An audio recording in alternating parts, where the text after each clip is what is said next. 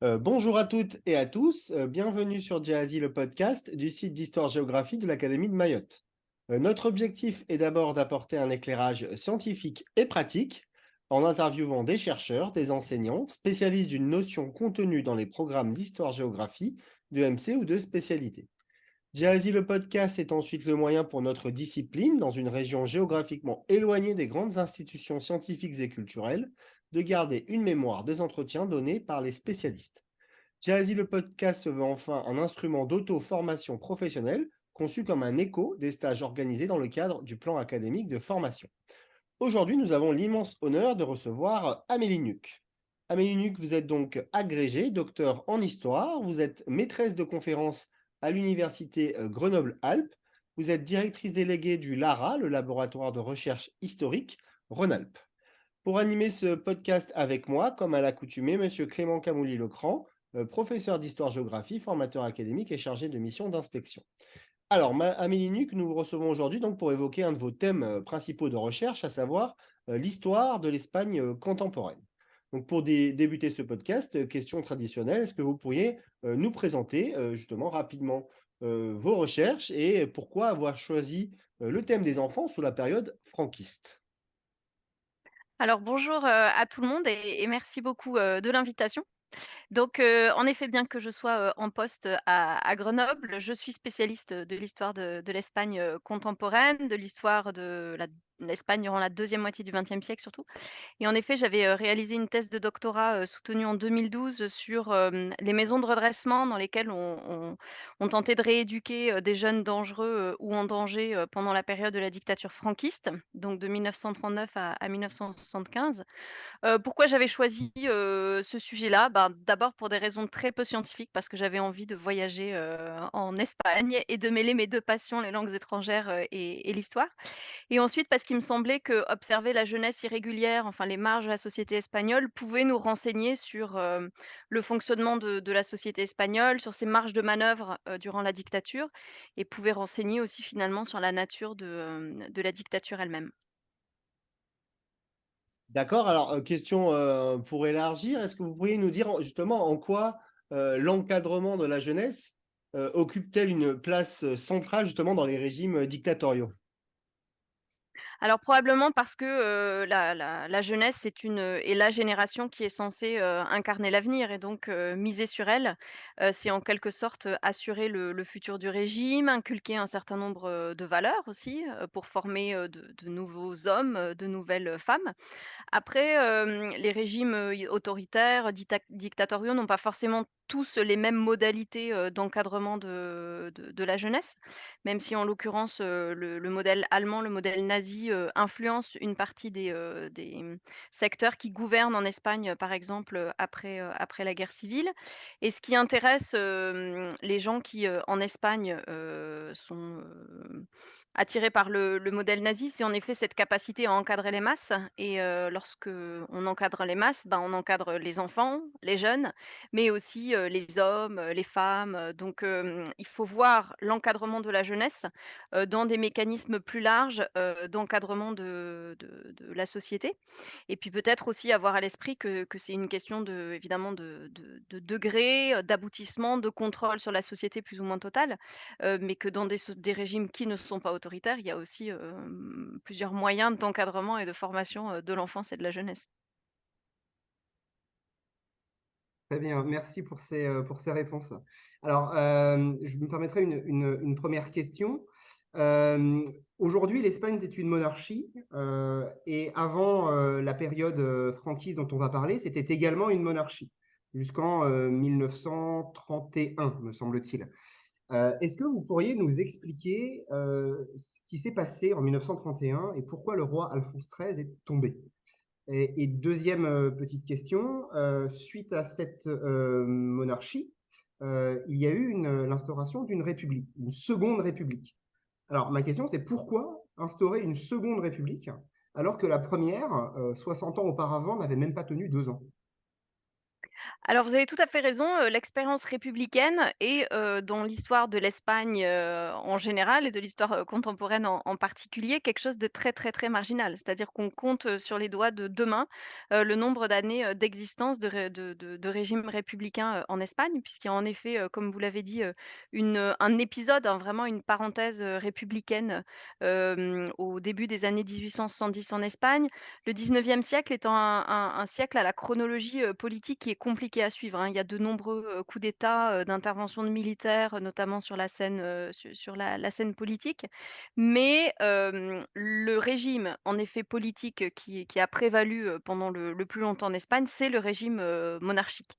Alors cette monarchie, elle est restaurée justement suite à la parenthèse républicaine qu'on vient d'évoquer. C'est ce qu'on appelle la restauration, borbonienne, puisque ce sont les, Bourbons qui reviennent là, au pouvoir, après, cette parenthèse, républicaine et donc plusieurs, enfin 2 souverains, se succèdent, Alphonse XII, Alphonse XIII, ensuite, son fils et donc c'est lui qui gouverne, en effet, en 1931.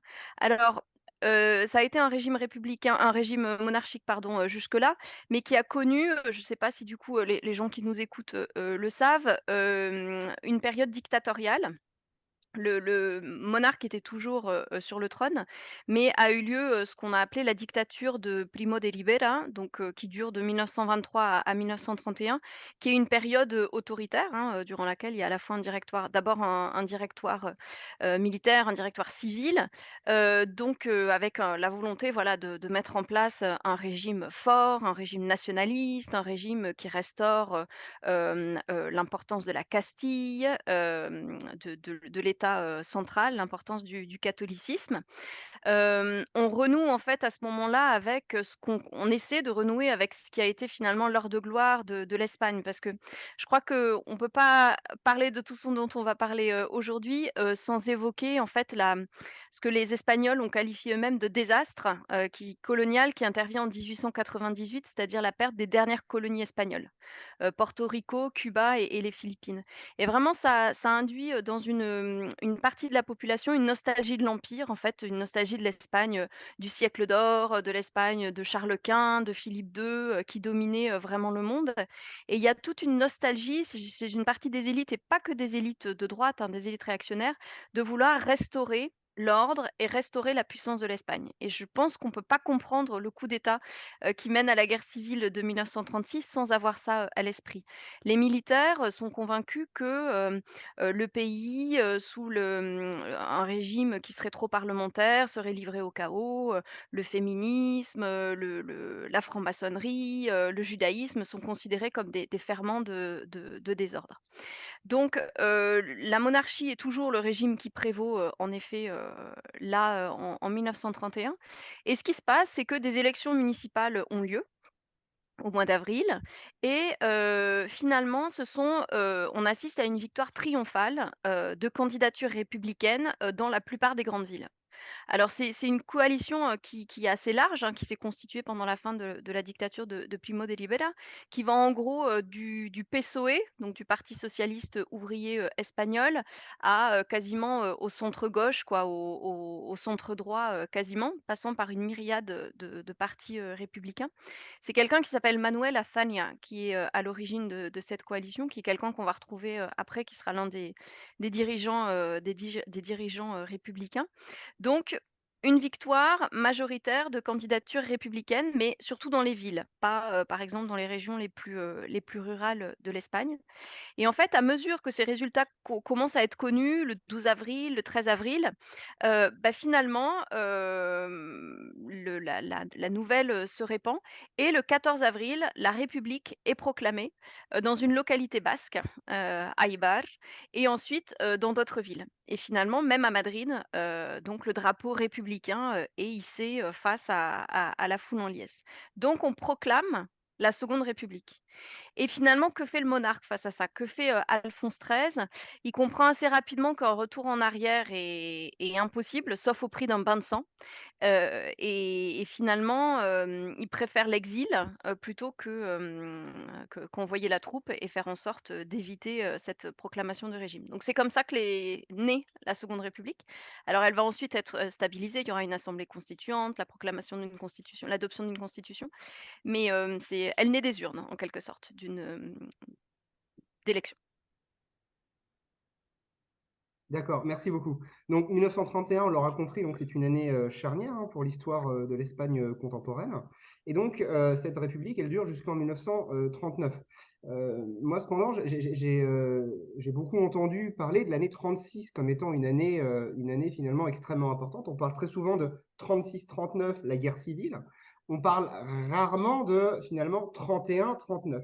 Est-ce que vous pourriez rapidement nous expliquer, s'il vous plaît, dans un premier temps, Heu, qu'est-ce qui s'est passé pendant la seconde République?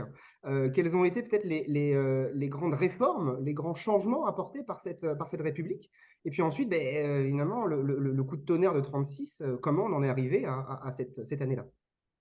Alors du coup, la chronologie politique est très dense parce qu'il se passe, beaucoup de choses là, en peu de temps. Cette période de la Seconde République, il faut en fait la diviser, elle-même, en plusieurs, parties. Il y a 2 premières années qu'on appelle le bienio, progressiste. Le bienio, c'est 2 années, en espagnol. Donc les années 1931 et 1932 qui sont vraiment, ben, ensuite dans la mythologie, de la gauche espagnole, hein, les années durant lesquelles, cette coalition républicaine et socialiste qui a gagné, les élections essaie de mettre en place, des réformes auxquelles elle aspirait depuis longtemps et dont on considère qu'elles sont attendues aussi par une partie, de la population espagnole. Parce qu'il faut avoir à l'esprit que, l'Espagne est alors un pays qui est majoritairement rural, mais avec des régions qui sont aussi très industrialisées, donc notamment le Pays basque, les Asturies, autour des mines, la Catalogne, autour de l'industrie textile, beaucoup d'industries, aussi et d'activités, syndicales autour de Madrid. Et l'une des caractéristiques aussi qu'on, méconnaît, souvent, c'est que, l'anarchisme, est très répandu, en Espagne, et il est répandu notamment dans les régions rurales, les régions latifundiaires du sud de l'Espagne, en Andalousie et aussi, en Estrémadure. Et des syndicats comme, la CNT, sont des syndicats de masse, hein. Les principaux, syndicats de gauche, comptent quasiment, 1 000 000, d'adhérents à ce moment-là. Donc c'est aussi dans ce, contexte-là, que, il y a cette liesse populaire, qui accompagne la naissance de la Seconde République est accompagnée aussi d'un immense espoir. Des masses, paysannes et ouvrières, on se dit: «Ça y est, le moment est enfin venu». On a regardé, dans ces secteurs-là avec beaucoup d'envie, ce qui se passait en Russie, en 1917 et on pense que là, bah, voilà, le moment est arrivé d'enfin adopter un certain nombre de réformes, qui touchent alors, par exemple à la réforme agraire, qu'on tente de mettre en place, mais qui, aura moins d'effet que ce qu'on, pensait. On tranche aussi sans ménagement, la question, religieuse, c'est-à-dire que c'est à ce moment-là, après, la constitution qui est adoptée en 1931, indique que l'Espagne n'a pas de religion officielle et on sépare officiellement, l'Église et l'État, ce qui, quand on sait l'intrication en Espagne des relations entre la religion catholique, et l'État est quelque chose de considérable, c'est vraiment une révolution et donc on instaure une conception laïque, hein, de l'État qui est, inédite, en Espagne. Azaña dit: «España ha dejado de ser católica». L'Espagne n'est plus catholique. Donc on tranche cette question, religieuse sans ménagement. On fait aussi un effort important dans le domaine de l'éducation, pour tenter d'instituer une école publique, laïque et obligatoire. Alors c'est quelque chose qui avait déjà commencé, enfin cet effort de construction d'écoles et de recrutement de plus d'instituteurs et d'institutrices, ça avait déjà commencé, sous la dictature de Primo de Rivera. Mais là, en 3 ans, on triple, le nombre, d'instituteurs, qui sont, le nombre de places ouvertes chaque année, en instaurant par exemple la coéducation, la fin de la séparation, entre entre les sexes. On crée aussi des missions pédagogiques. L'idée, en fait, c'est, d'envoyer des volontaires, des instituteurs, des artistes, des intellectuels, des étudiants dans les villages les plus reculés d'Espagne, en instaurant, des bibliothèques, des troupes de théâtre, en aussi installant des expositions de peinture, itinérantes. Donc c'est-à-dire qu'on copie, en fait, les tableaux les plus connus du Prado, par exemple, à Madrid, pour les amener des copies, comme ça dans des régions espagnoles dans lesquelles, on n'avait pas accès, évidemment à ces représentations, artistiques.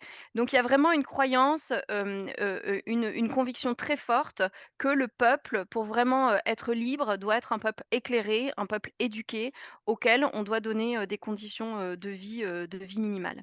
Et le dernier chantier, sur lequel insistent, les républicains, les socialistes pendant ces 2 années-là, qui sont courtes, hein, ça fait beaucoup de chantiers qui sont lancés, c'est celui de l'autonomie politique effective de certaines régions. Et notamment, c'est à ce moment-là, qu'est adopté un statut d'autonomie en Catalogne, donc en 1932, et la Catalogne retrouve des institutions, propres, comme la Generalitat, la Généralité, dont elle avait été dotée aussi au Moyen Âge. Donc l'époque d'âge d'or, si vous voulez, du catalanisme politique, c'est aussi le début des années 30. Donc vraiment une volonté, réformatrice très importante qui est en quelque sorte, stoppée en 1933 parce que, la droite s'est réorganisée, hein, après le traumatisme des élections, d'avril 1931 et des élections ont lieu, là, en novembre 1933. Les socialistes et les républicains se présentent, séparés cette fois-ci, hein, et la droite remporte largement les élections. Et la droite considère les 2 années là de 1933, 34 comme l'occasion de rectifier tout ce qui a été fait pendant les années qui précèdent. Donc du coup, un certain nombre de réformes sont freinées et de manière générale, je crois qu'il faut avoir à l'esprit que, la conflictualité sociale et politique en Espagne pendant ces années-là atteint un degré qui est très élevé et ça, c'est le cas depuis finalement le début du XXe siècle, hein. Il y a pas tous les mécanismes, si vous voulez, d'amortisseurs qu'on peut trouver dans d'autres, pays comme par exemple, en France de régulation de négociations, collectives. Et finalement, cette conflictualité politique, grandit. Il y a un épisode aussi qui est peut-être inconnu des auditeurs et des auditrices, mais qui s'appelle la Révolution d'octobre, qui a lieu en 1934 dans les Asturies. Une révolution, ouvrière dans le nom de l'Espagne dans le nord de l'Espagne. Donc c'est une grève générale qui se transforme en insurrection, armée et le gouvernement de droite déclare l'état de siège et on charge des généraux, Franco et Godet de diriger la répression. Et Franco, de Madrid, envoie l'armée d'Afrique pour réprimer, cette insurrection, ouvrière qui a été endurcie par les guerres coloniales et la répression est très, très dure. Donc c'est une sorte de commune à l'espagnol dans la mémoire du mouvement ouvrier français, mais ça montre, si vous voulez, le degré, répressif, hein, auquel on peut aboutir. Et finalement, 1936, qui était l'année que vous évoquiez, tout à l'heure, et souvent rester dans l'esprit des gens parce qu'en fait, c'est comme en France, l'année, où, les élections sont remportées par une coalition de Front populaire, une coalition de Frente Popular. Donc, c'est la vous le savez, peut-être, hein, la tactique, si vous voulez, de l'international qui a changé. C'est-à-dire que, désormais, on n'a plus une logique de classe contre classe, mais, de Front populaire, d'association, des forces de gauche et c'est une majorité donc de Front populaire qui remporte, les élections. Mais la conflictualité sociale et politique, est très forte et finalement, ce que montrent les archives, c'est qu'une partie, en fait, de la droite et de l'armée a déjà décidé de rompre avec le gouvernement de Front populaire et avec la République de manière générale, qu'on considère, inopérante, dangereuse. Alors l'armée est encore, divisée, hein, c'est-à-dire qu'il y a toujours des militaires qui sont, fidèles à la République, mais la République est bien consciente du danger, qu'il représente. Donc en fait, les principaux généraux sont, envoyés à des endroits, très divers. Mola est envoyé en Navarre, Franco est envoyé aux Canaries et c'est d'ailleurs de là-bas qu'il va prononcer, le coup d'État et donc un enchaînement là au début juillet de faits, hein, très serrés. Un lieutenant, qui est assassiné, un groupe armé, le venge et on assassine en fait, hein, le principal leader de l'opposition, Calvo Sotelo. Donc là, on est le 13 juillet, 1936. Donc le principal leader de l'opposition est assassiné. C'est évidemment un événement gravissime, qui convainc, les conspirateurs de passer à l'action. Et c'est l'étincelle, hein, qui couvait, déjà depuis des mois dans les casernes et dans certains, bureaux, qui pousse en fait, plusieurs généraux à agir et le 17 juillet 1936, au soir, l'armée du Maroc se soulève. Le 18 juillet, c'est le tour, des principales villes d'Espagne et finalement, c'est le début de la guerre civile. Merci beaucoup. Alors justement, question, pendant cette guerre civile, quels sont les deux camps qui vont s'affronter? Est-ce qu'on pourra peut-être les caractériser?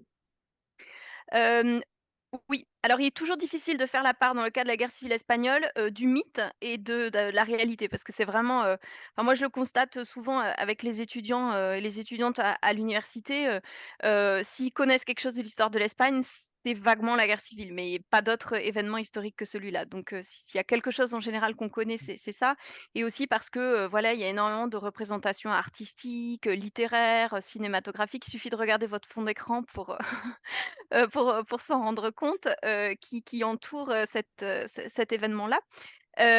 Du coup, grossièrement, il y a en effet, 2 camps, qui s'opposent.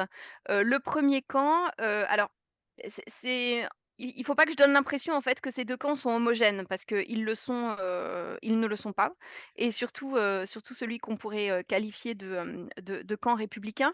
Mais en gros, donc un coup d'État, militaire, a lieu, les 18 juillet, 1936 et finalement, ce coup d'État triomphe ou pas, dans certaines régions, certaines villes d'Espagne, certains quartiers, certaines campagnes et si le coup d'État, l'emporte dans cette, région en question, bah, finalement s'il y a pas d'opposition, si vous voulez, à ce coup d'État, la région tombe dans l'escarcelle de ceux qui, des instigateurs de ce putsch.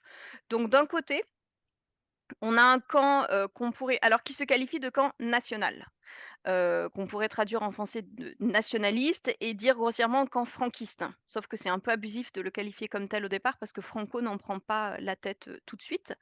Alors dans ce camp-là, nationaliste, on a qui? On a des militaires, favorables au coup d'État, des politiciens, monarchistes, des organisations fascisantes aussi et de manière générale, des grandes fortunes et des propriétaires, fonciers et industriels, à gros traits, hein. Alors ils n'ont pas tous les mêmes objectifs. Certains voudraient restaurer une Espagne éternelle, catholique, impériale, d'autres plutôt, construire une Espagne à la sauce, fasciste. Mais justement, l'une des réussites, des généraux et bientôt de Franco qui, dès l'automne 1936, s'impose comme, la figure, leader, de ce camp-là, c'est d'arriver à homogénéiser assez rapidement, ce camp-là pour le faire, converger vers un objectif commun et tous partagent vraiment un anti-républicanisme, virulent. C'est vraiment ça qui les soude, avant tout. Et en face, qui est-ce qu'on a? Bah, on a, tous ceux qui sont, opposés au coup d'État. Alors qui s'opposent au coup d'État? Bah, en première ligne, les organisations ouvrières, donc les partis, le PSOE dont j'ai parlé, le Parti socialiste ouvrier espagnol, le Parti communiste espagnol, le PUM, qui est le Parti ouvrier d'unification marxiste. Alors, ils sont communistes mais pas staliniens, au contraire du PCE et on a aussi des syndicats. Les 2 principaux, ce sont donc l'UGT, l'Union générale des travailleurs et la Confédération, nationale du travail. Donc voilà à gros traits, quels sont les contours de ce camp-là, dont l'une des caractéristiques est que, il est divisé et même, on y reviendra peut-être, mais il y a une guerre qui se joue à l'intérieur même, du camp républicain pendant la guerre civile, hein. C'est-à-dire que le POUM est liquidé, en fait par l'URSS, hein, par, des commissaires politiques, envoyés par, Staline. On réprime, si vous voulez, en pleine guerre civile les dirigeants du POUM. Il est divisé et surtout il ne bénéficie pas de l'aide internationale dont bénéficie, le camp d'en face. D'accord, merci beaucoup. Alors, question justement sur cette fameuse, guerre civile, comment est-ce que la République lutte pour survivre et pour se maintenir? Qui étaient ses alliés pendant la guerre justement? Ben, justement, elle en a pas beaucoup et c'est bien l'une des raisons principales qui explique, sa défaite, hein, probablement. Alors, c'est un peu un marché de dupes parce que finalement, le camp franquiste, reçoit l'appui décisif de l'Allemagne hitlérienne et de l'Italie fasciste dès les premiers jours du soulèvement.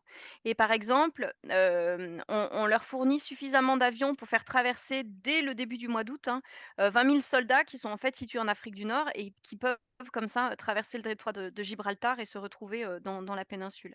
Et vraiment l'Italie et l'Allemagne interviennent de façon, coordonnée et massive, hein. C'est-à-dire que, ils vendent des armes, au camp franquiste, ils envoient une force aérienne entière, hein, l'Italie, le Corpo di Truppe Volontarie, le corps des troupes volontaires. Il y a presque 90 000, soldats italiens, qui combattent en Espagne, donc on envoie une armée entière. Et en novembre 1937, l'Allemagne envoie une force aérienne, la Légion Condor, composée de chasseurs, de bombardiers, d'unités aériennes, de blindés, de pilotes. Ça représente à peu près 20 000 hommes et on sait que c'est l'un des terrains d'entraînement, hein, de méthodes de terreur qui seront expérimentées ensuite, plus tard, en Europe. Et en face, ben, le gouvernement de la République, lui, fait l'amère expérience, de l'abandon, de la part des démocraties occidentales. La première réponse du gouvernement français est positive.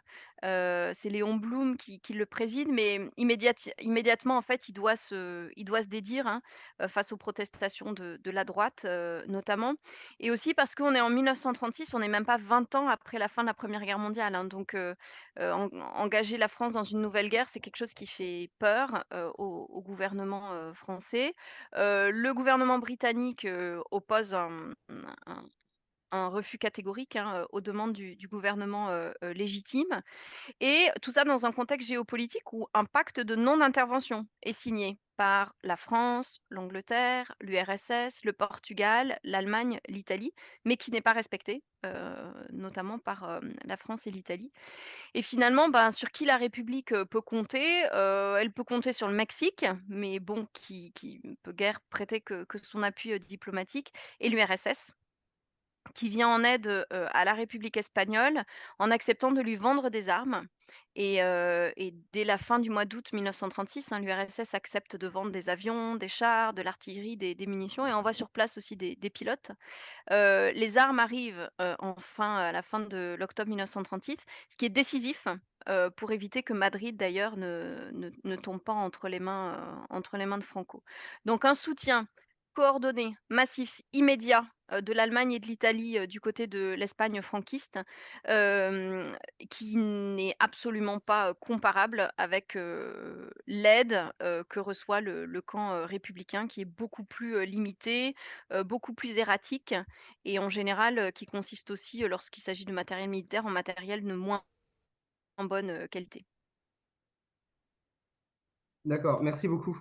Alors, justement, nous, les programmes scolaires, que ce soit en troisième ou en terminale, nous invitent à parler des interventions étrangères pendant la guerre d'Espagne. Donc, on a bien compris l'aide qu'a apporté le régime nazi ou le régime fasciste au camp nationaliste. Mais qu'en est-il des, entre guillemets, des âmes un peu isolées, telles, comme vous pouvez le voir derrière moi, Hemingway, ou ces jeunes qui se seraient vraiment engagés par amour de la démocratie et par conviction profonde. Qu'est-ce que vous pourriez nous dire là-dessus? Alors peut-être que, du coup, l'une des formes en effet les plus connues, de cet, engagement, international aux côtés de l'Espagne, démocratique puisque vraiment il faut concevoir, la guerre d'Espagne comme, c'est comme ça que l'affrontement est présenté par les 2 camps, comme une lutte à mort, hein, en fait entre 2 modèles de société, du coup une lutte entre, le fascisme, et la démocratie. En tout cas, c'est comme ça que le camp républicain essaie d'argumenter, hein, auprès de la France et de la Grande-Bretagne en leur disant: «Si vous faites pas là, quelque chose, bon, bah, c'est le fascisme qui va l'emporter». Ce qui explique d'ailleurs, hein, qu'une partie des combattants républicains, une fois la guerre perdue, en avril 1939, poursuivent leur engagement, contre le fascisme en s'engageant, par exemple, dans la résistance en France, poursuivant leur lutte contre le fascisme en combattant, le nazisme. Donc l'une des formes les plus connus, de cet engagement international aux côtés de l'Espagne républicaine, ce sont les brigades internationales, donc qui sont des unités, de volontaires, étrangers. Alors c'est un appareil de, enfin l'internationale communiste, hein, met, son appareil au service de cette organisation. On estime qu'il y a eu à peu près 32 000 brigadistes qui se sont engagés, pendant la guerre d'Espagne, dont, 9 000 Français, donc qui combattent dans les rangs de l'armée populaire, de l'armée, républicaine. Alors qui ils sont? Bah, souvent, des militants issus du monde ouvrier, syndiqués, majoritairement, membres des partis communistes, hein. Ils ont souvent une expérience de la Première Guerre mondiale et ils, ils jouent un rôle réel, hein, dans l'appui, lié à la République et aussi du coup dans la diffusion à l'étranger de cet engagement, dans la lutte contre le fascisme. Puisqu'en effet, cette lutte se traduit aussi par un affrontement d'images, hein. La guerre d'Espagne est vraiment aussi une guerre de propagande et elle l'est dès le départ et vraiment les 2 camps sont extrêmement conscients de la nécessité qu'il y a à convaincre à l'extérieur de la justesse de sa cause et ça passe notamment par le recours à des reportages photographiques, à des, œuvres artistiques, et cetera. D'accord, merci beaucoup. Petite question, encore une fois, pour rester sur le côté histoire des arts. Moi, j'aborde souvent, avec mes élèves, le cas des photos de Robert Capa, il me semble, qui a Mmh. photographié le conflit. J'aborde aussi évidemment donc, le roman de Hemingway, et puis avec ces images de ponts qui sautent, qui explosent. Finalement, est-ce que c'est juste des clichés ou est-ce que c'est vraiment comme ça que se déroulait la guerre? Comme ça, c'est-à-dire de quelle façon? C'est-à-dire, par exemple, Hemingway, ce qu'on retient de son œuvre, c'est des ponts qui explosent, et cetera. Est-ce que ça s'est vraiment passé comme ça? Est-ce qu'il y a vraiment eu des brigades qui étaient envoyées pour dynamiter des ponts, dynamiter des voies de chemin de fer? Ou est-ce que ça relève plutôt du mythe et de la construction romanesque? Pareil pour la D'accord. photo de Capa où on voit un soldat qui se fait tirer dessus. Est-ce que c'était comme ça que se déroulaient les combats? Ou au contraire, est-ce que c'est quelque chose qui a été un petit peu plus, qui relève un peu plus un peu de l'épiphénomène? D'accord. En fait, c'est vrai que l'une des spécificités, de ce conflit, c'est que c'est une guerre civile, donc qui oppose, enfin 2 parties de la enfin la 2 parties de la population, l'une à l'autre. Mais c'est aussi du coup, une guerre qui se produit, qui se déroule, dont les affrontements militaires se déroulent sur la quasi-totalité du territoire espagnol. En fait, tout dépend, comme je vous le disais, tout à l'heure, du moment de la façon dont, la population, les organisations ouvrières réagissent au coup d'État. C'est-à-dire que, donc le coup d'État est proclamé, certaines régions sont conquises très rapidement par les franquistes, qui arrivent notamment par le sud, du pays, par Séville, par la Navarre, aussi. Donc dans ces cas-là, si la région est conquise assez rapidement, bon, bah et qu'elle n'est pas reprise après par les républicains, des affrontements militaires, il y en a pas pendant toute la durée de la guerre. Par contre, une répression politique, qui, vise, ben, des gens qui avaient pu avoir enfin tous ceux qui incarnaient l'État, républicain, les instituteurs, des gens qui s'affichaient comme francs-maçons, tous les militants de l'arc de gauche quoi, syndicalistes et politiques, bon bah, eux font l'objet d'une répression, chaude et immédiate.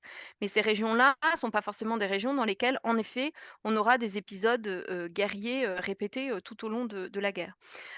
Ensuite, on a, au fur et à mesure de l'avancée de l'avancée des franquistes, puisque la guerre dure, quasiment 3 ans, vous avez différents types d'affrontements, militaires. Il y a des tranchées, à certains endroits, il y a, des batailles aériennes, du recours, à des chars, parfois, des guerres, enfin des affrontements, liés plutôt à une guerre de mouvement. À certains endroits, c'est différent. Vous avez certaines batailles qui sont restées, mythiques, comme la bataille de l'Ebre à la fin de la guerre ou alors la bataille, à Teruel, pendant l'hiver 1938, des conditions dantesques, il fait extrêmement froid.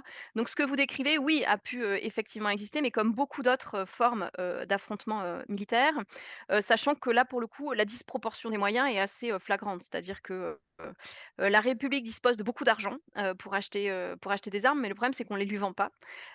Ou alors, l'URSS lui vend des armes qui sont pas toujours de très bonne qualité, ce qui contraste avec le matériel qui est fourni, notamment par l'Allemagne et par l'Italie.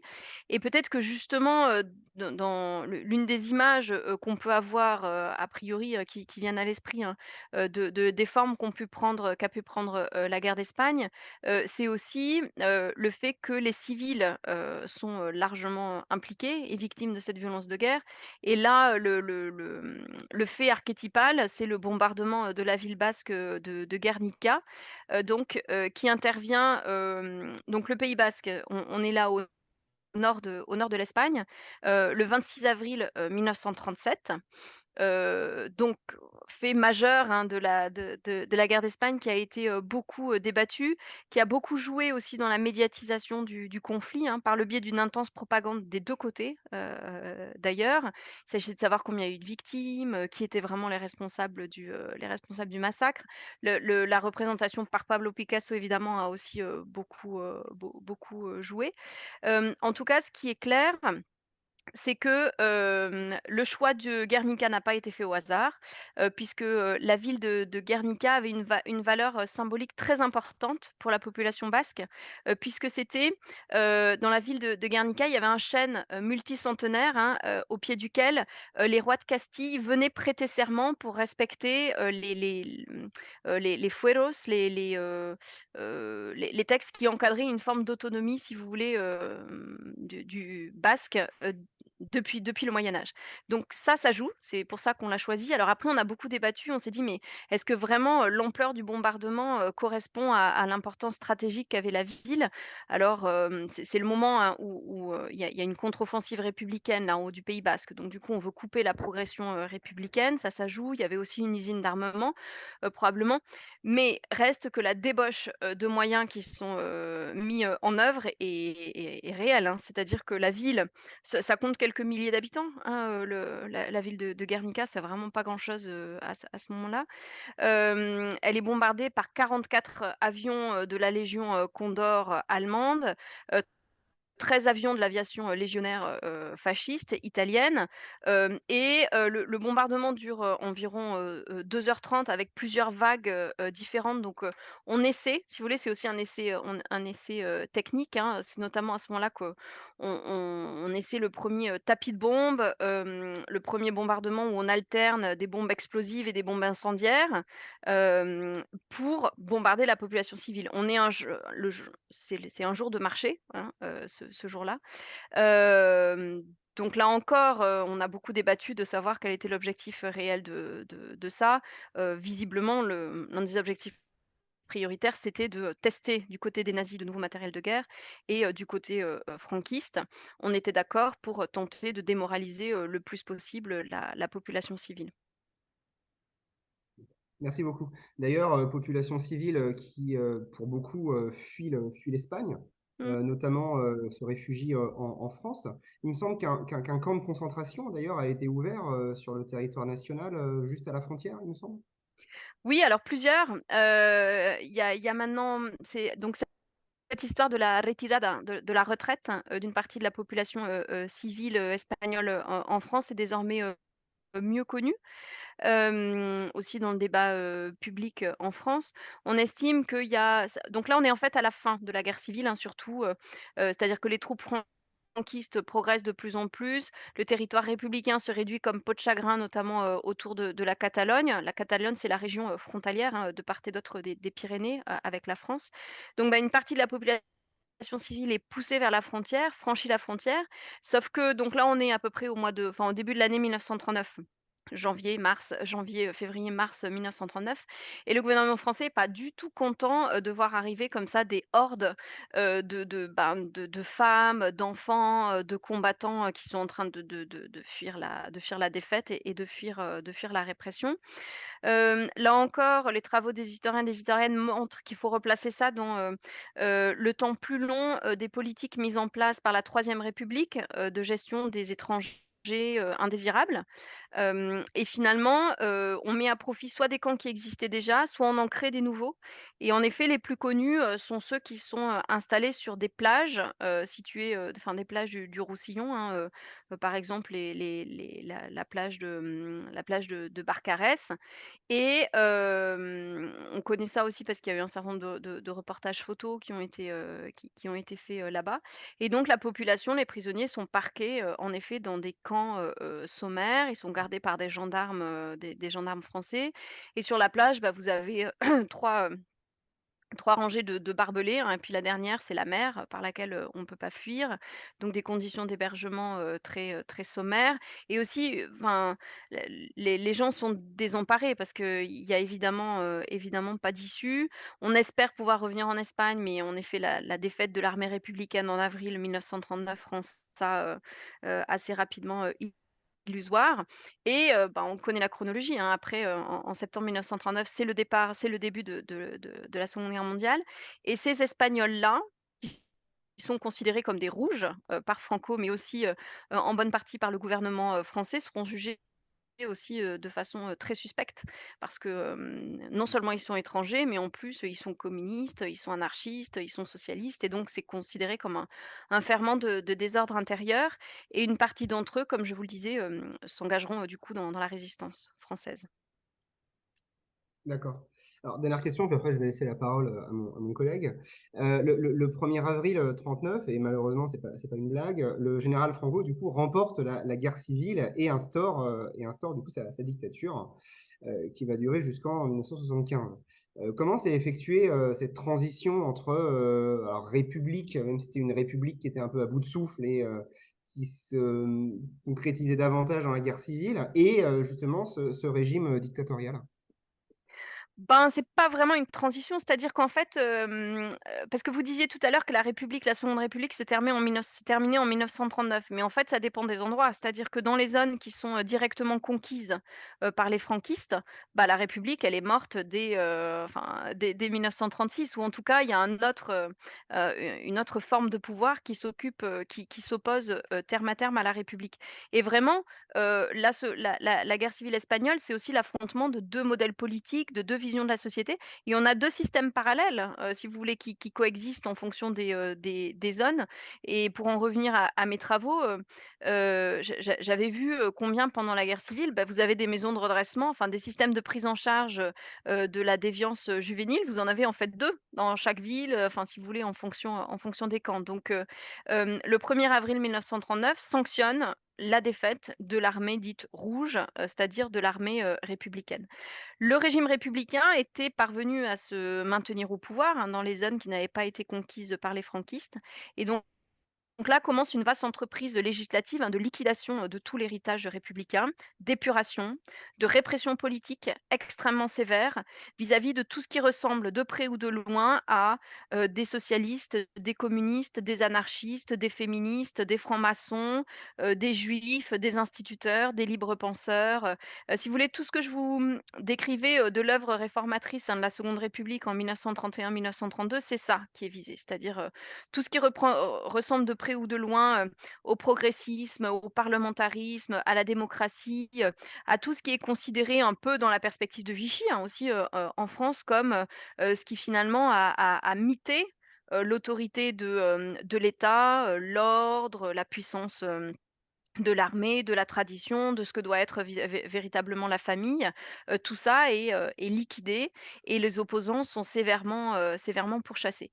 Et c'est notamment, notable, du point de vue de la condition féminine, parce que la parenthèse républicaine a vu, par exemple, l'octroi du droit de vote aux femmes. On sait rarement que l'Espagne a, plus de 10 ans avant la France, donné aux femmes le droit de voter et d'être, élues.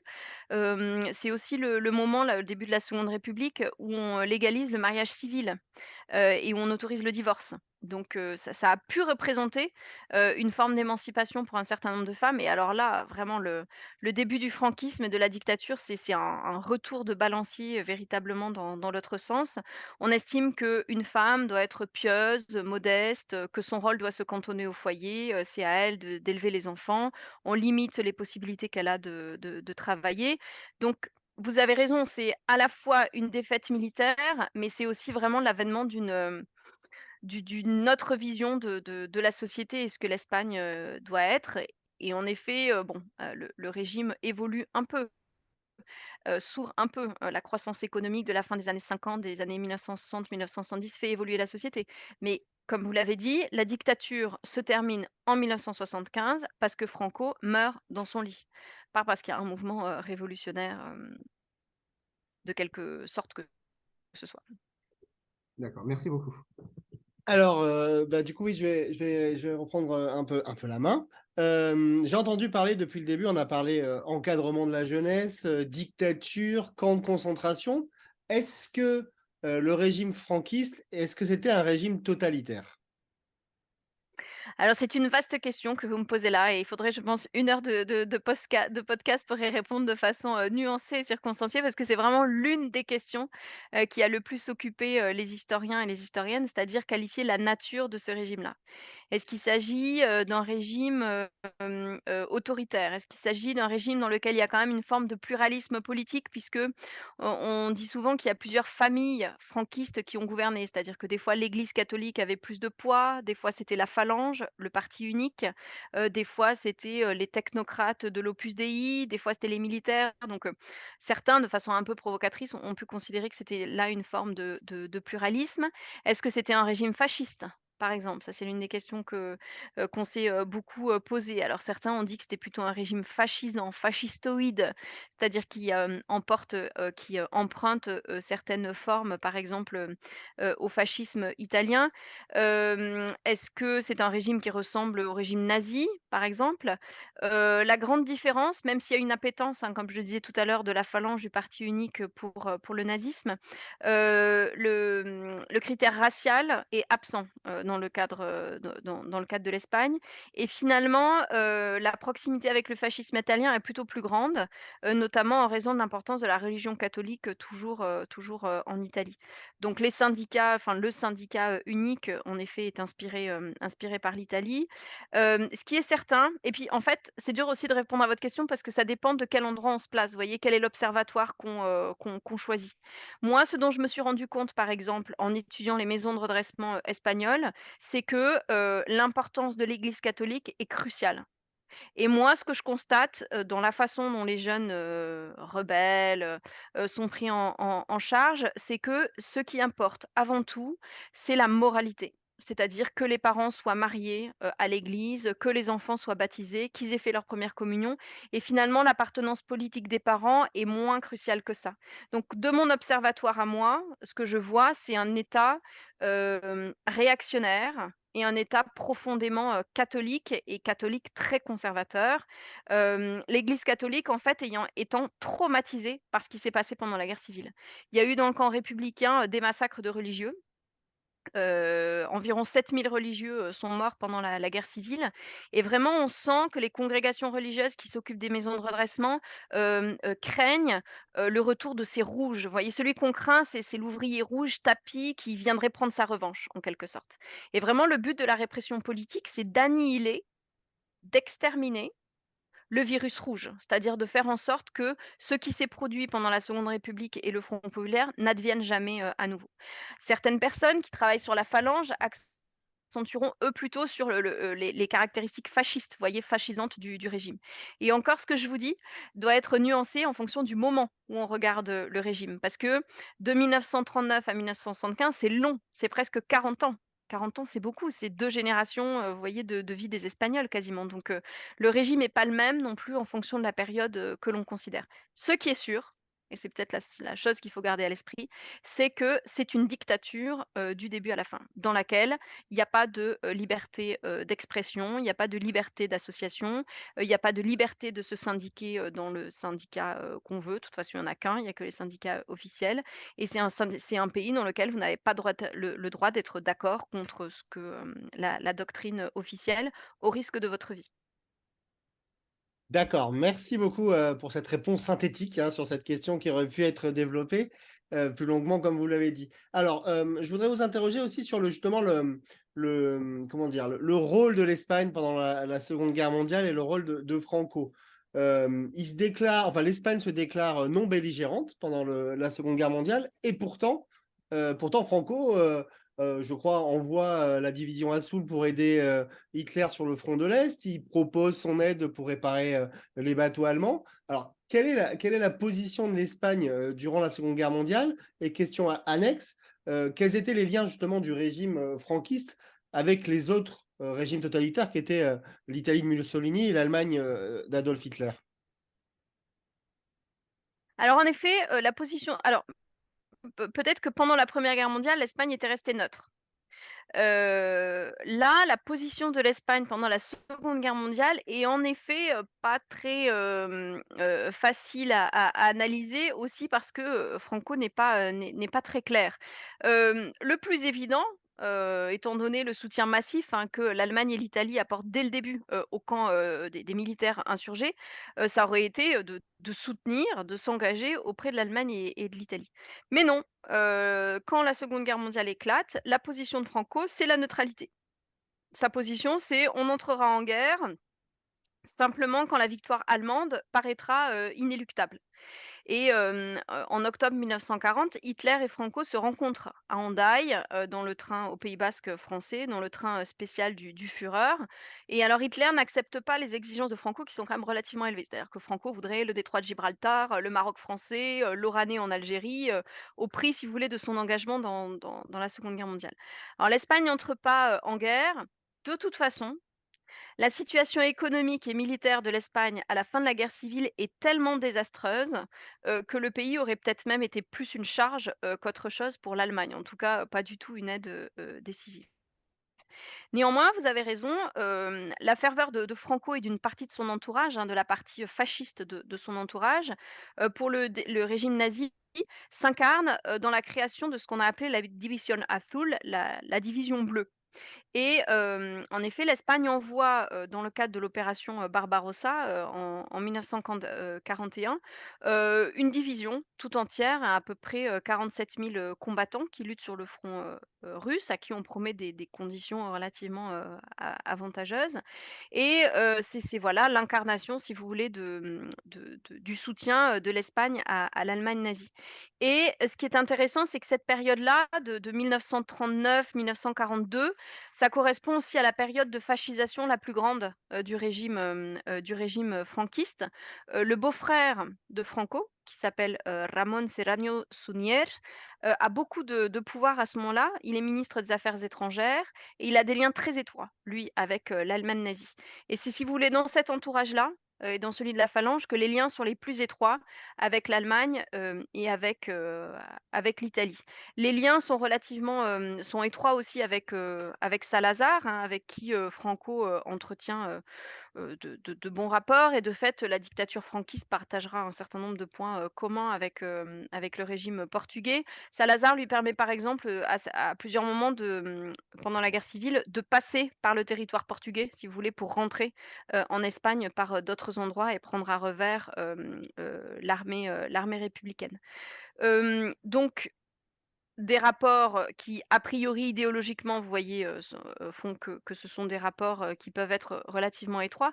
Mais Franco, encore une fois, est méfiant. Et surtout, dans cette question, il faut bien avoir à l'esprit la chronologie de la Seconde Guerre mondiale en général. C'est-à-dire qu'à partir de la bataille de Stalingrad, à partir du moment où Hitler sent à partir du moment où Franco sent que le vent est en train de tourner, et que la victoire, nazie non seulement n'est pas probable, mais vraiment en train de s'éloigner, bah, là, il accorde un peu différemment ses violons. Et il sa neutralité est affichée de façon plus claire. Et de fait, il commence, si vous voulez, à vouloir présenter un visage plus aimable, vis-à-vis des alliés qui vont, remporter ensuite, le conflit, pour essayer de faire, échapper un peu, faire oublier ce souvenir de cette macule, fasciste, vous voyez, de cette proximité avec l'Allemagne et l'Italie. Et de fait, à la fin de la Seconde Guerre mondiale, dans le contexte de guerre froide, l'un des grands avantages de l'Espagne, vis-à-vis des alliés et notamment des Américains, c'est que c'est un régime que on peut, avec de toute évidence, qualifier d'anticommunisme. Et l'anticommunisme de Franco devient là, en fait, si vous voulez, une sorte de sésame, hein, qui fait que, on laisse finalement, Franco tranquille, une fois la défaite de l'Allemagne et de l'Italie, fasciste, actée. Ce qui n'était pas l'espoir des combattants espagnols, hein, des combattants antifascistes qui ont quitté l'Espagne, qui se sont réfugiés, en France. Il y a même des maquis en Espagne, des guerrilleros qui durent, qui essaient de continuer à lutter contre, la dictature, jusqu'au milieu des années 40 au plus tard. Ils espèrent en fait que les alliés viendront sauver l'Espagne, que les alliés viendront renverser Franco pour, que tous les régimes, si vous voulez, fascistes soient liquidés en Europe. Bah, ils attendront longtemps puisque, ça ne se produira pas. Encore une fois, Franco, présentant l'avantage d'être une sorte de sentinelle, anticommuniste, en Europe du Sud, sachant que le parti communiste en France et en Italie fait des scores extrêmement élevés, à la fin de la se juste après la Seconde Guerre mondiale. D'accord, merci beaucoup. Mais alors, donc, si on doit justement aborder le régime franquiste après la Seconde Guerre mondiale, euh, moi, j'ai toujours entendu dire que le régime franquiste se caractérisait par une forme d'autarcie, un repli Mmh. sur soi. Pourtant, c'est quand même à cette période-là que Franco développe le tourisme en Espagne, Non, c'est pas exactement à ce notamment moment-là. balnéaire. Non? Alors il est vrai, que du coup inspiré en cela, par l'Allemagne et l'Italie, par l'Allemagne surtout, Franco, met en place une doctrine, d'autarcie économique. L'idée est: on n'a pas besoin, des autres, on produit, tout seul. Ça a des effets désastreux, pour, désastreux parce qu'en fait l'Espagne est de la fin de la guerre civile est un pays qui est réellement, laminé, c'est-à-dire à la fois à cause des destructions, de la guerre, mais aussi vraiment, il faut se représenter l'Espagne des années 1940 comme un pays qui souffre de la misère, de la pénurie, de la faim. Et vraiment, c'est la résultante des années de combat, mais aussi des choix politiques et de ce choix, de l'autarcie économique, qui a été fait. Et les chiffres sont effarants, c'est-à-dire qu'on meurt de faim, littéralement, en Espagne, dans les années 40. Les ouvriers ont besoin de tout, de nourriture, de vêtements, de chaussures, d'un logement. Et pour vous donner un ordre d'idée, hein, dans le domaine de l'agriculture, les niveaux de production de 1936 ne sont pas atteints à nouveau avant le début des années 1950. On rationne, les denrées alimentaires parce qu'il y en a pas assez et le rationnement va être prolongé jusqu'en 1952, hein, et au début des années 40, dans tout le pays, on estime que le déficit en calories est de 66. C'est-à-dire que la une bonne partie de la population ne se nourrit pas à sa faim. Et finalement, et c'est la période qui correspond en plus à la période de répression politique la plus, la plus sévère là, dans la première moitié des années 40. Un choix, politique différent est progressivement fait et il s'incarne en 1959, dans l'adoption de ce qu'on appelle le plan de stabilisation.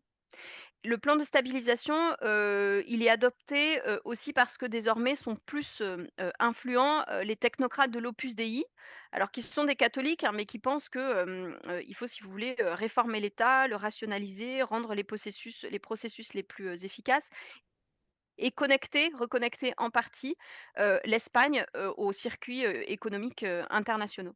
Et c'est l'année 1959 qui marque, si vous voulez, la fin de la politique d'autarcie et qu'on prend en général, comme, année de départ de la forte croissance économique qu'en fait l'Espagne a commencé à connaître un peu plus tôt, mais qui va être réellement, très forte. C'est-à-dire qu'on a parlé même de miracle économique espagnol, dans les années, 1960.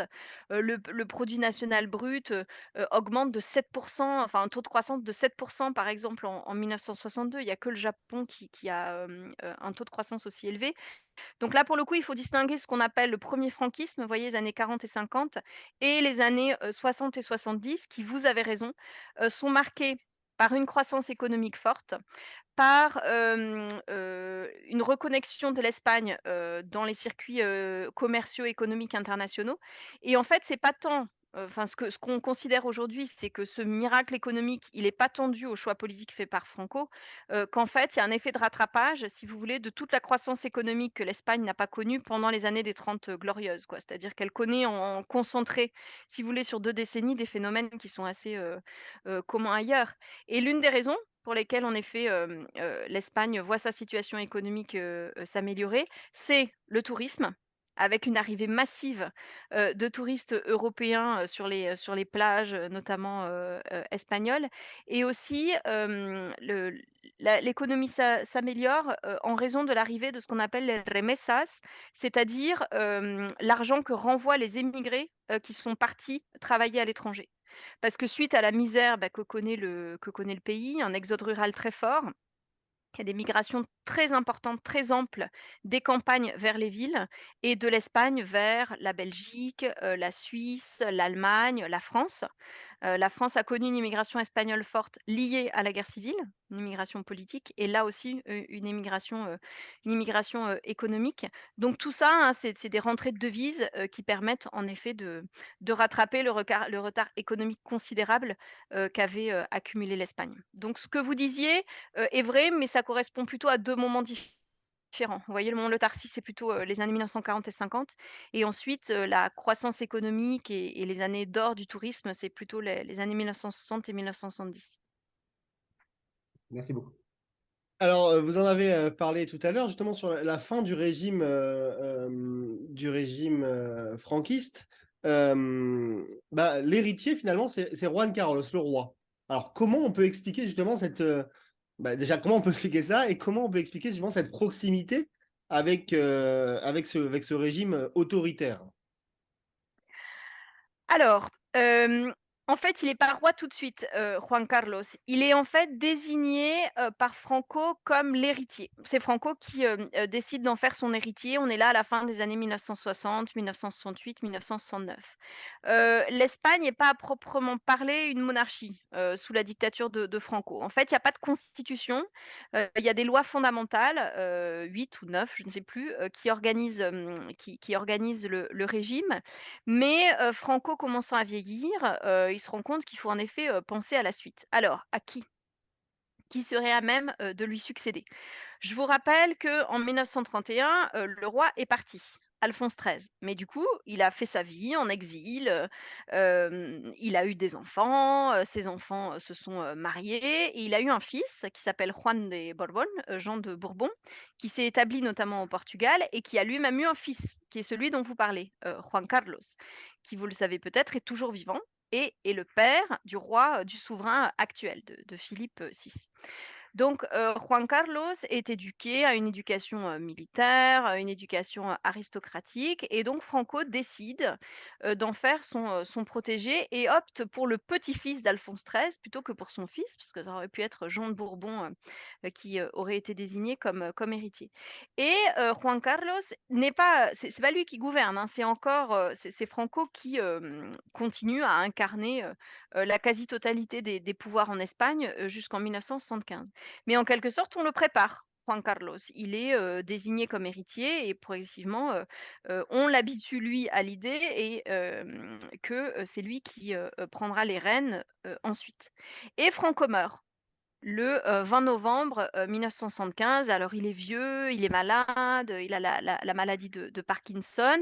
Le régime est un peu fragilisé, notamment en raison, d'une conflictualité, sociale, politique importante. Il y a beaucoup de grèves notamment, des syndicats, qui sont, de plus en plus forts, une opposition clandestine qui se structure, à l'étranger.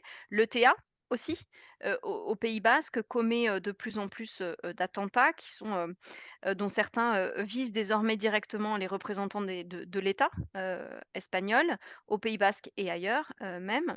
Donc vraiment mais le régime reste droit dans ses bottes, hein, notamment lors du procès de Burgos en 1970. Donc il meurt, et là, que faire? Que se passe-t-il? Il y a 3 tendances principales, hein, qui existent en Espagne à la mort de Franco. Ce qu'on appelle en fait le bunker, Alors le bunker, rassemble, ceux qui sont les partisans, si vous voulez, les plus durs, hein, du régime, ceux qui sont décidés à préserver en bloc, le régime franquiste, des ultras, et c'est eux qui contrôlent les principales institutions, hein, les Cortes, le parlement, la phalange, l'armée. Au centre, vous avez des réformistes, ceux qui sont, partisans d'une forme d'ouverture, dans lesquels vous avez par exemple Adolfo Suárez, qui est un cadre de l'administration franquiste, et j'en parle parce que c'est lui qui va devenir, 1er ministre, bientôt. Et vous avez à gauche l'opposition démocratique, hein, qui elle est antifranquiste, héritière de ces républicains vaincus qui souvent ont dû quitter l'Espagne et qui sont toujours aussi divisés. Les socialistes, les communistes, des nationalistes au Pays basque, en Catalogne, avec des tentatives, d'union. Et au-dessus des partis, se retrouve, Juan Carlos, qui selon les dispositions, de la loi de succession est couronné roi d'Espagne, 2 jours après la mort de Franco.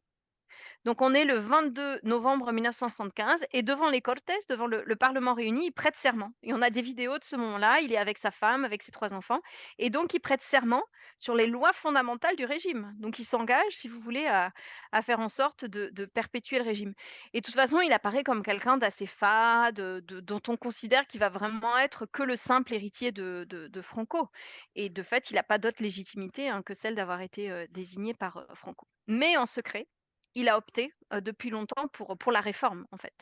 Il souhaite faire évoluer, le régime, dans un sens, plus démocratique, mais il a une marge de manœuvre qui est relativement étroite, hein.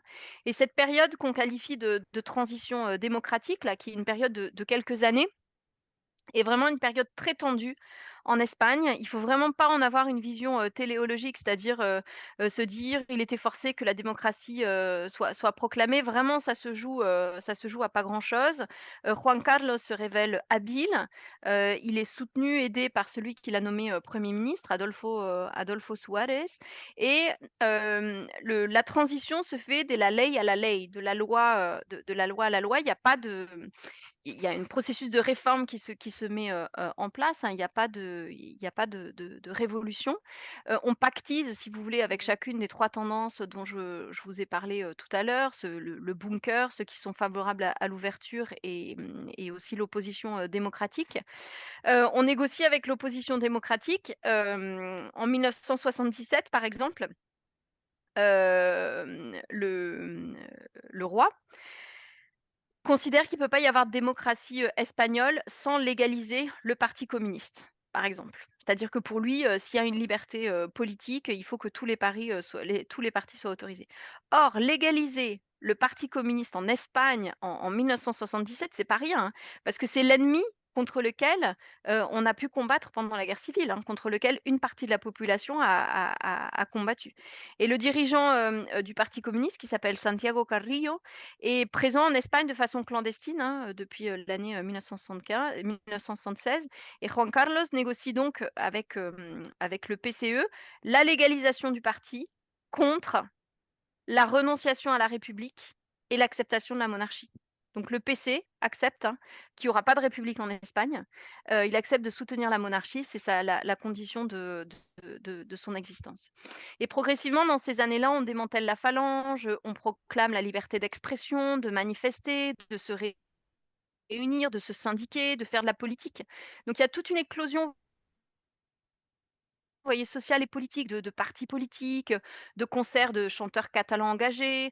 On se met à tolérer le drapeau basque, mais vraiment, dans un contexte de violence politique, qui est aiguë.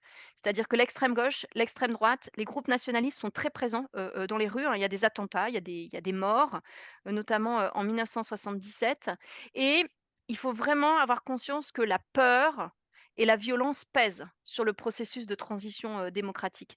On a peur de la police, on a peur des militaires, on a peur d'un retour en arrière, on a peur d'un retour à la dictature, et on a peur d'une répétition de la guerre civile. Et ça, il faut vraiment avoir, ça à l'esprit, hein. La toile de fond de ce qui se passe à ce moment-là, c'est ça. Alors il y a des élections libres en 1977, c'est les premières depuis février 1936, depuis celles dont on a parlé tout à l'heure et qui ont vu, l'arrivée au pouvoir de la coalition de front populaire, l'adoption d'une loi d'amnistie et l'adoption d'une constitution en 1978, une constitution démocratique qui est celle qui prévaut, toujours aujourd'hui. Merci beaucoup pour toutes ces réponses. Je voulais juste rebondir sur la question de mon collègue par rapport au lien entre le régime franquiste et la couronne et la monarchie. Mmh. Effectivement, Franco désigne Juan Carlos comme son successeur, mais faut quand même pas oublier que sa fille à Franco s'est mariée à un marquis. Elle est d'ailleurs elle-même la grand-mère du prétendant au trône de France.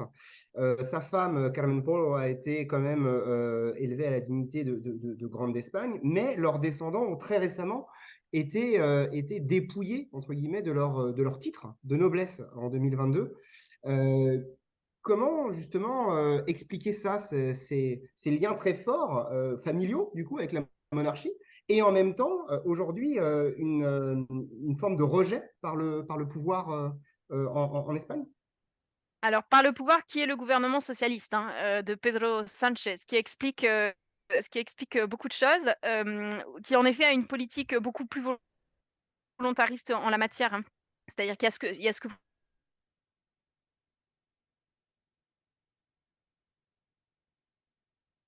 décrivez. Il y a aussi le fait que le gouvernement essaie de mobilier, qui, sont entre les mains de la famille de Franco et qui ont été, ben, parce qu'il y avait, tellement, une symbiose entre le personnage, la famille et l'État, si vous voulez, qu'on estime qu'il y a un certain nombre de biens publics, qui désormais doivent revenir à l'État et plus appartenir à la famille franquiste.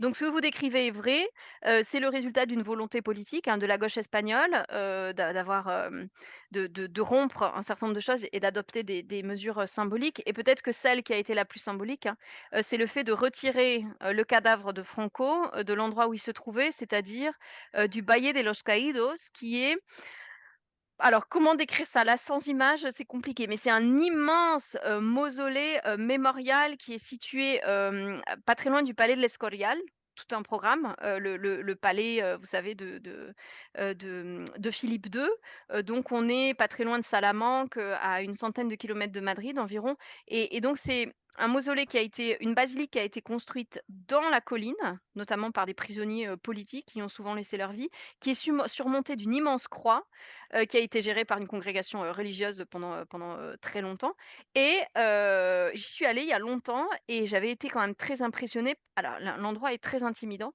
et surtout lorsqu'on rentre dans la crypte, on est surmonté comme ça par, enfin, d'immenses statues et on arrive dans le centre de la crypte et là, il y a 2 tombes, celle de José Antonio Primo de Rivera, le fondateur de la Phalange, du parti unique et la tombe de Francisco Franco.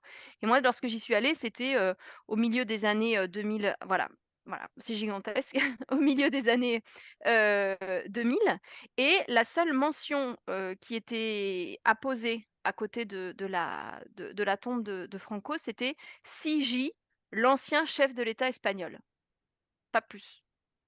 Donc en termes de muséographie, on peut quand même difficilement faire, plus lapidaire et je me rappelle d'une petite fille qui a demandé à sa mère: «Maman, maman, c'était qui Franco?» Donc alors là, du coup, soit la mère décide de faire un point historique ou pas, mais vous voyez, en tout cas, il y avait pas, du tout le matériau, nécessaire pour se représenter tout ce qu'il y avait derrière tout ça.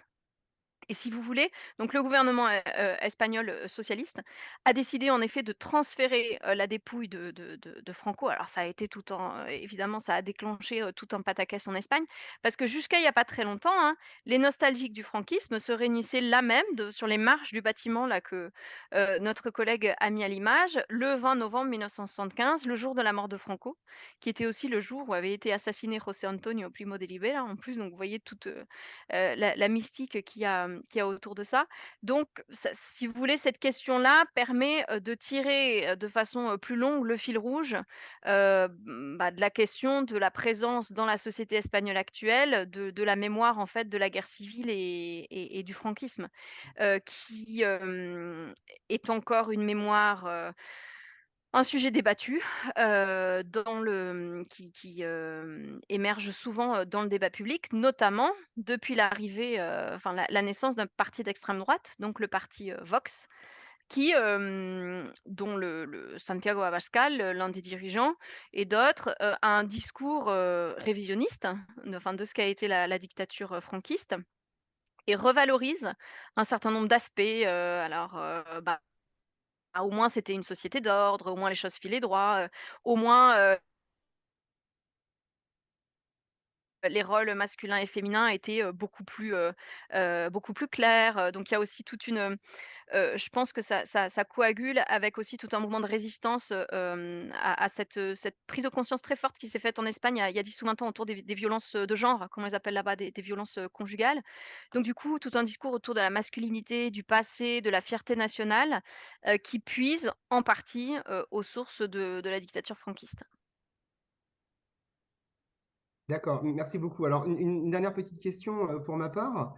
Quand le roi Juan Carlos a abdiqué en 2014, il me semble, tout le monde l'a acclamé. Les journalistes sur les plateaux de télévision disaient merci, gracias al Mmh. rey, notamment pour avoir maintenu la démocratie en 1981. Cet Mmh. événement de 81 a été finalement beaucoup évoqué à l'occasion de son abdication.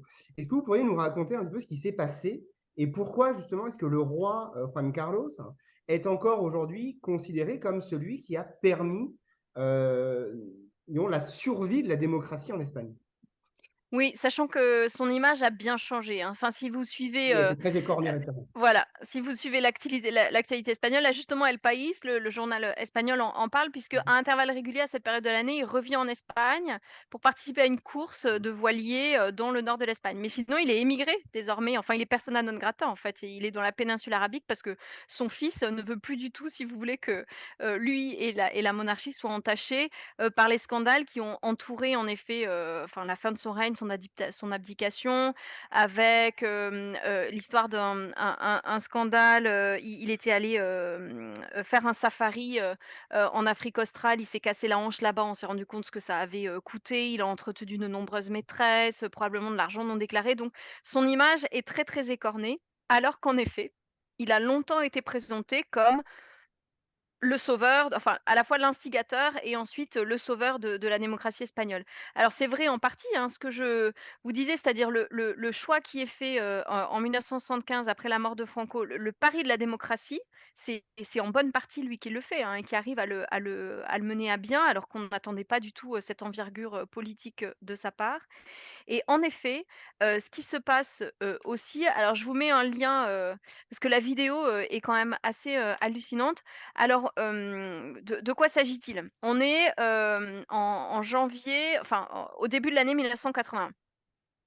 En février, le 23 février, plus exactement, Adolfo Suárez avait présenté sa démission au roi et là, le parlement s'apprête, hein, à voter l'investiture de son, successeur. Donc en fait, quand on regarde la vidéo, ben, il s'agit de c'est LCP quoi, c'est la chaîne parlementaire, on suit les débats, c'est très ennuyeux, ils sont, voilà, nombreux. Alors on leur demande de voter: «Est-ce que vous êtes pour? Est-ce que vous êtes contre?» Et cetera. Et tout d'un coup, donc ça, c'est le congrès, le congrès des députés, hein, qui est, à Madrid, au dans le centre de Madrid. Et là, tout d'un coup, donc vous voyez, ils vont dire, «Oui, non, est-ce que je suis pour, ou pas, l'investiture du successeur de Suarez?» Et tout d'un coup, vous allez voir que des gardes civils, font irruption dans l'hémicycle, sous l'égide d'un lieutenant-colonel qui s'appelle, Tejero. Donc vous le voyez là qui arrive par la porte du fond. Il brandit son pistolet mitrailleur. Vous pourrez réécouter la vidéo avec le fond, avec c'est lui, Tejero. Avec le son, on l'entend, très clairement, tirer, quelques rafales en l'air. Il ordonne à tous de se jeter au sol. Donc tous les députés, se jettent au sol, pétrifiés, enfin évidemment, et là, si vous regardez la vidéo de façon précise, je pense que le moment, est déjà passé. Il y a que 3 personnes qui restent debout.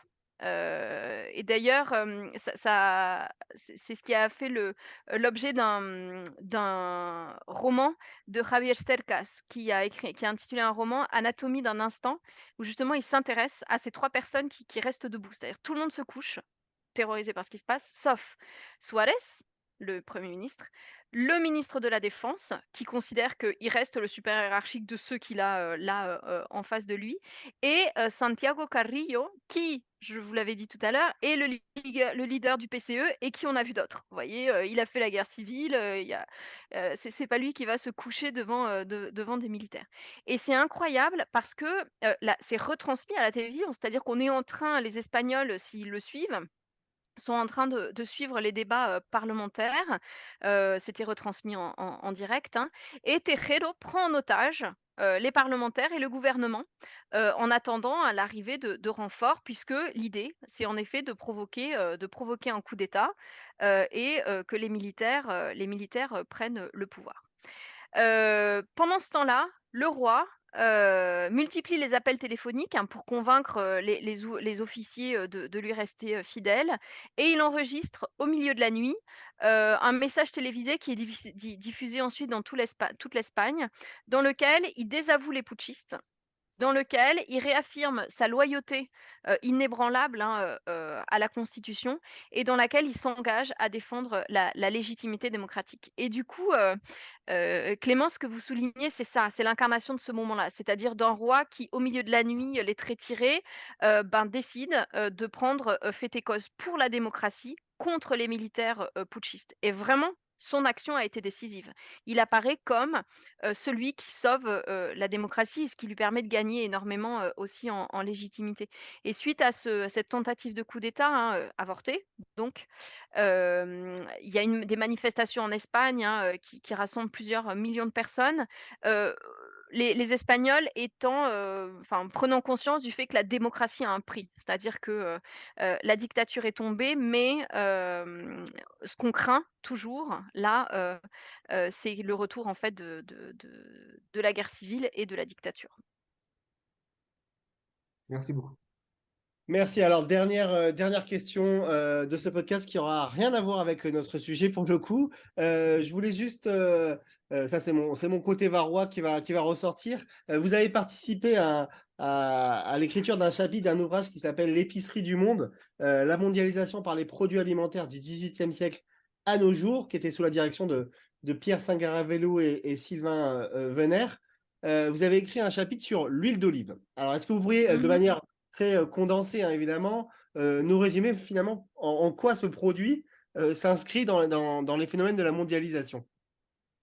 C'est ça, donc en effet, l'entreprise du livre, alors je sais pas si les auditeurs et les auditrices, le connaissent, mais l'épicerie, du monde, c'est la suite d'un autre ouvrage dirigé par les mêmes, coordinateurs qui s'intitulait, Le magasin du monde et l'idée, c'était, de donner à voir la mondialisation, qui s'est opérée, du XVIIIe siècle à nos jours de façon, très concrète, très incarnée, très matérielle, par le biais, des objets. Alors pourquoi l'huile d'olive? Incarne, particulièrement d'abord parce que et du coup, si vous êtes du Var, c'est pas à vous que je vais l'apprendre, mais que,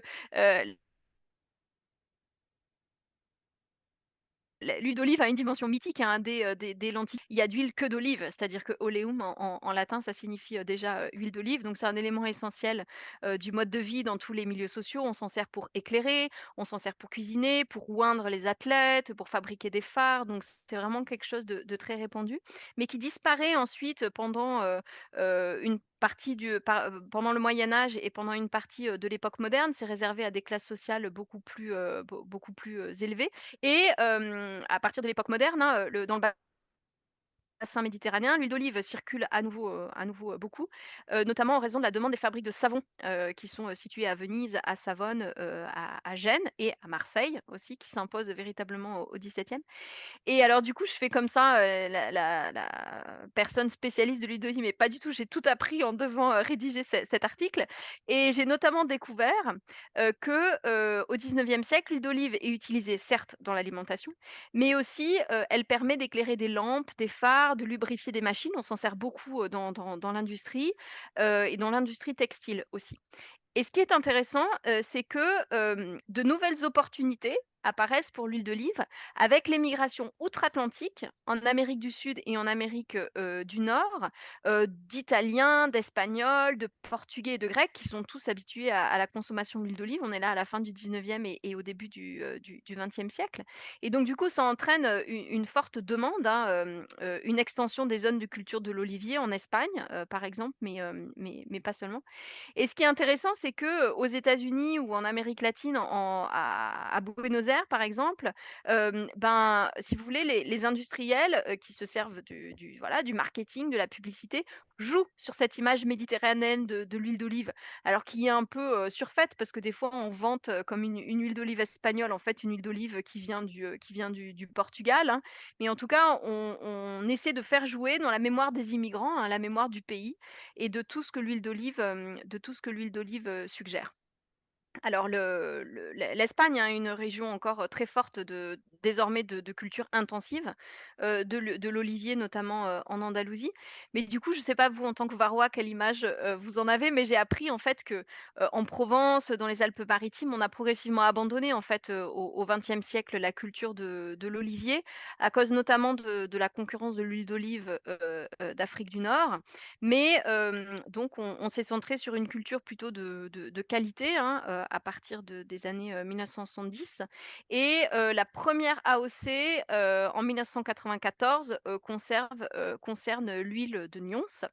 Sachant que l'Espagne n'est pas enfin les premiers pays aujourd'hui producteurs d'huile d'olive, c'est pas la France, hein, il y en a beaucoup plus en Espagne, en Tunisie, en Italie, au Maroc, notamment, mais ça montre vraiment comment le produit lui-même a circulé et aussi toutes les représentations qui tournent autour de lui. Bien, ben, merci beaucoup pour cette réponse et même pour l'ensemble de l'échange. C'était absolument passionnant et parfaitement clair et édifiant. Merci à vous d'avoir participé à ce podcast. Merci à Clément pour toutes ces questions. Vous retrouverez donc le podcast sur le site internet académique de Mayotte en histoire géo qui s'appelle Jazzy. Merci à toutes et à tous et au revoir. Au Merci revoir, beaucoup. Au merci. revoir.